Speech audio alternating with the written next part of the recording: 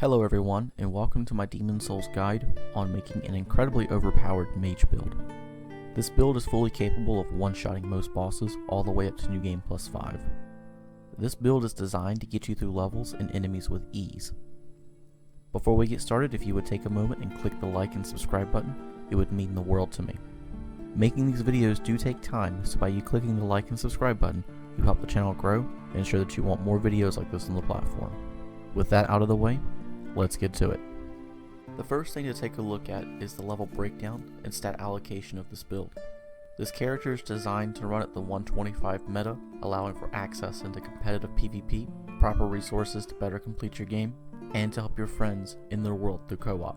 This build starts as a royalty class, and then through leveling up, your stats should be the following: 40 vitality, 36 intelligence, 38 endurance, 14 strength, 12 dexterity, 40 magic, 18 faith, and 7 luck. This allocation meets the minimum base stat requirement for all weapons in the build, along with the required magic and miracle slots for the spells.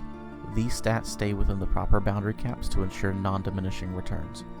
Taking a look at our equipment, you will notice that weapons, armor pieces, rings, and items each serve a specific purpose. In the right hand slot 1, we have the Kris Blade plus 5. The Kris Blade can be located in 2-1 smithing rounds just before the armored spider boss. You want to look for the optional ramp at the top of the final elevator. At the end of the side ramp, you will find the Kris Blade on a body. In order to properly wield this weapon, you will need to meet the minimum base stat requirement of 8 strength, 16 magic. At plus 5, this weapon scales with a D in strength, an E in dexterity, and an S in magic. While this weapon isn't horrible for melee combat, its real purpose is in buffing our magic damage. This weapon is upgraded through the colorless Demon Souls. At plus 5, this weapon provides a 30% buff to all magic attacks. However, keep in mind this weapon causes a 40% debuff to our magic defense. With this in mind, be sure to swap off the weapon when fighting enemies like the Mind Flayers in the Tower of Latria. In the right hand slot 2, we have the Crescent Kilij plus 5. The Kilij can be located in 4-1 Island's Edge, in the area where you fight the Vanguard. The Kilij is on a corpse near a whale. In order to create the Crescent Kilij, you will need to first upgrade the weapon to plus 6 using the Sharpstone at the blacksmith. Then through the Crescent path, use Dark Moonstone. Crescent upgrades in Demon Souls remove any strength and dexterity bonuses, however you gain magical damage that scales with a magic stat. Another benefit to weapons upgraded through the Crescent pathway is they gain a mana regen effect. At plus 5, the Crescent Kilij gains 1 mana point for every 3 seconds. In order to properly wield this weapon, you'll need to meet the minimum base stat requirement of 14 strength and 10 dexterity. At plus 5, this weapon scales with an A in magic. The primary use of this weapon is for PvE mana regen and PvP mix-ups. Most enemies in PvE can be easily dealt with using our magic cast. This weapon provides a slight regen for your character when moving through the level between fights. In PvP, most experienced players can read magic cast. This weapon provides a viable close-up method of combat in the area most mages suffer. In the left hand slot 1, we have the Talisman of Beast. There are 2 methods for acquiring this weapon, and both take a little bit of setup with character and world tendency. One way is through the Methodical quest line. She will give you this weapon as a reward for killing Ostrava of Boletaria. The second way of obtaining this weapon is through defeating Skerver the Wanderer in 2-2 when he is a Black Phantom. If this is one of your first playthroughs of Demon Souls, I highly recommend going through the Methodical quest line, as Skerver is well known to be one of the toughest NPCs to fight. Before we go into the stat breakdown, I would like to address why this build does not use the Insanity Catalyst. If you prefer to use this as an alternative weapon for the build, by all means go ahead. The Insanity Catalyst does offer more magic damage, however it suffers from a detrimental drawback. The Insanity Catalyst cuts your mana power in half, making it trickier to clear levels with resource management. I have had no problem one-shotting most bosses, even on New Game Plus 5, using the Talisman of Beast. Therefore, I don't see the need for the extra damage. The main benefit of using the Talisman of Beast is its ability to cast both miracles and spells. This makes setting up second chance much easier on the build. In order to properly wield this weapon, you will need to meet the minimum base stat requirement of 4 strength, 18 magic, and 18 faith. This weapon does not upgrade and has a magic assist of 148. In the left hand slot 2, we have the Buckler. This weapon is completely optional, as it will not make or break the build. I have seen other alternatives that work well, And while the shield does offer decent damage reduction, in most cases I prioritize dodging. This shield is primarily used to parry in PvP. Players will often go aggressive in R1 spam when faced off against mages. This shield serves to punish or discourage this behavior. The buckler comes equipped to the royalty starting class at the beginning of the game. It can also be bought from Once Royal Mistress for 1500 souls in the 3-1 Prison of Hope. In order to properly wield this weapon, you'll need to meet the minimum base stat requirement of 9 strength and 12 dexterity. For the helmet, we're using the Monk's Head Wrapping. This armor piece is obtained as a reward for killing a host player when summoned as the boss for the Old Monk boss fight.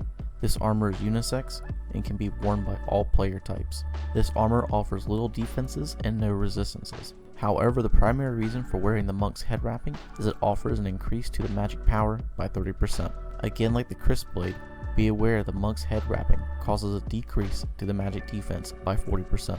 Both of these effects do stack with the Kris Blade. From a practical sense, the Monk's Head Wrapping is quite tall, therefore it may block your vision on your screen. My recommendation is to turn off helm visibility in the menu settings. Be aware human allies and enemies will still be able to see your helmet regardless. For the body, arms, and legs, we're using the Gloom set. This armor set is obtained by killing Yurt the Silent Chief. This armor is unisex and can be worn by all player types. This armor offers great defenses and balanced resistances. The style and practicality of the Gloom set is great for many builds in Demon Souls. This build rotates through 3 setups of rings depending on the situation. During PvE level and boss clears, where you're the host, running the Regenerator's Ring or the Fragrant Ring with the Ring of Magical Sharpness works best. The Regenerator's Ring regens 4 HP per second and can be found at 4-1 Island's Edge on the optional cliff path before the boss. The Fragrant Ring regens 1 mana power every 4 seconds and comes equipped with the starting royalty class. The Ring of Magical Sharpness increases magic attack power by 20% and decreases magic defense by 30%. It stacks with both the Monk's Head Wrapping and the Kris Blade and can be found at the 3-1 Prison of Hope on the 4th floor. During PvE level and boss clears, where you are the Phantom helping in a co-op run, the Cling Ring in the Ring of Magical Sharpness is ideal. The Cling Ring increases your max HP and soul form. The amount depends on a ratio of your current world and character tendency. This ring can be found at 1-1 Gates of Boletaria at the bottom of the first tower stairwell. During PvP invasions, running the Cling Ring and the Foe's Ring is best. The Foe's Ring increases all damage by 20% as a Black Phantom. This includes physical, magic, and miracle damage.